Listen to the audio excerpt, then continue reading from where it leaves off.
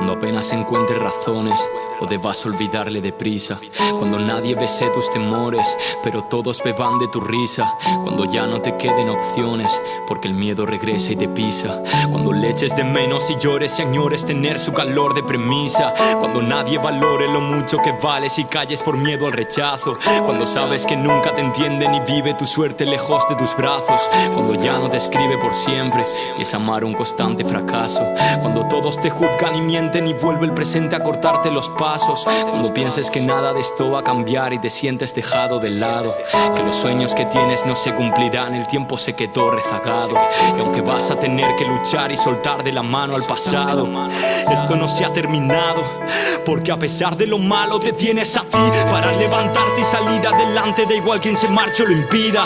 Intentaron dañarte, te hicieron más fuerte. Detente y cuida a quien te cuida. Siempre habrá una salida. Esa gente que no ofrece más que mentiras te quiere y te olvida. Un recuerdo, una herida, una página en blanco esperando a que vivas. Te tienes a ti para demostrar que no van a tumbar a quien no ve la opción de rendirse. A veces duele más un me quedo por miedo a decir un debo despedirme. Ya aprendí que confiar de más en los demás terminar al final por herirme. Si sufriste, resistes, son solo enseñanzas. Tú nunca perdiste, yo hoy me tengo a mí. Y a pesar de que nadie creyó en lo que dije, yo sí le seguí echando huevos. Por mi gente, mis padres, mi hermana y aquellos que cuidan de mí desde el cielo.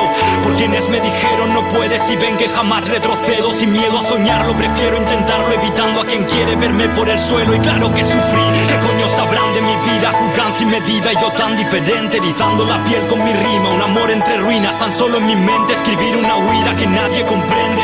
Mi universo, mi verso, mi fuerte, currándome el podio y diciéndole adiós a quien no se quedó y me sirvió de aliciente. Porque aunque a veces todo se tuerce, te tienes a ti.